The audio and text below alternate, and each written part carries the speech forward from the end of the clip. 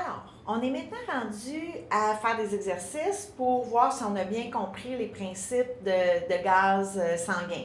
Ce que je vous suggère, c'est, un coup que vous avez les chiffres, c'est d'essayer de les interpréter vous-même, puis après ça, regardez la vidéo pour voir si vous avez bien compris, puis si vous avez les bonnes réponses pour les bonnes raisons. Alors, on a dit dans le premier vidéo, il faut toujours se poser 3 questions. Première question, puis selon mes chiffres, c'est toujours dans le même sens. Le premier chiffre, c'est toujours le pH. Le deuxième, c'est toujours le CO2. Le troisième, c'est toujours le HCO3. Alors, première chose à regarder, notre pH. Est-ce qu'on est en acidose ou en alcalose? Alors, à 7,33, est-ce que je suis en acidose ou en alcalose? Alors, clairement, je suis en acidose puisque je suis passé le 7,35, donc je suis en acidose. Donc, la deuxième question à se poser, c'est qu'est-ce qui cause l'acidose? Puis la réponse la plus facile, c'est toujours trop d'acide. Alors, on va voir, mon élément acide, est-ce qu'il est trop élevé? Alors, l'élément acide, c'est le CO2 qui est à 50, le CO2 qui est l'élément acide. Alors, à 50, est-ce qu'il est trop élevé, mon élément acide? Et la réponse est oui, puisqu'il devrait être entre 35 et 45.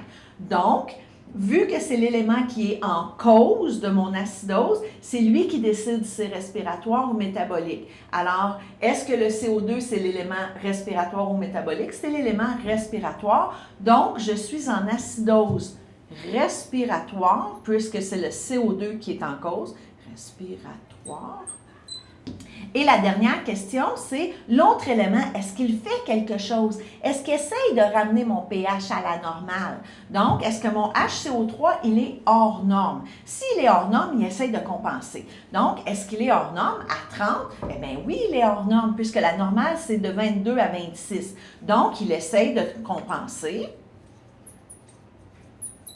Maintenant, pour savoir est-ce que je suis complètement compensée ou partiellement compensée, je retourne voir mon pH. Est-ce que mon pH est normal? La réponse est non, clairement, il n'est pas normal. Donc, mon HCO3, il essaye de compenser, mais il ne réussit pas complètement. Donc, il est partiellement, là, j'aurais dû me laisser plus de place, hein? Partiellement compensé. J'espère que tout le monde comprend. De toute façon, j'en ai d'autres exemples, j'en ai plein d'autres. Alors, si on va à cet exemple-ci, j'essaie que les chiffres soient relativement semblables pour qu'on voit la nuance, là. Alors, vous voyez qu'ici, on a encore un pH à 7,33. Donc, est-ce que je suis en acidose ou en alcalose? Oui, clairement, je suis encore en acidose. Acidose. Qu'est-ce qui cause l'acidose? Trop d'acide. C'est l'affaire la plus simple qu'on va avoir comme réponse. Alors, est-ce que j'ai trop d'acide, puisque le CO2, c'est l'élément acide? Est-ce que j'en ai trop? Oui. Donc, je suis en acidose respiratoire, puisque c'est l'élément respiratoire qui est en cause dans l'acidose. Alors, je suis... Oh, j'aurais dû l'écrire plus proche, hein? J'avais de la place en masse. Alors, acidose respiratoire. Maintenant, la dernière question. Est-ce que mon autre élément essaie de faire quelque chose pour compenser? Est-ce qu'il est hors norme?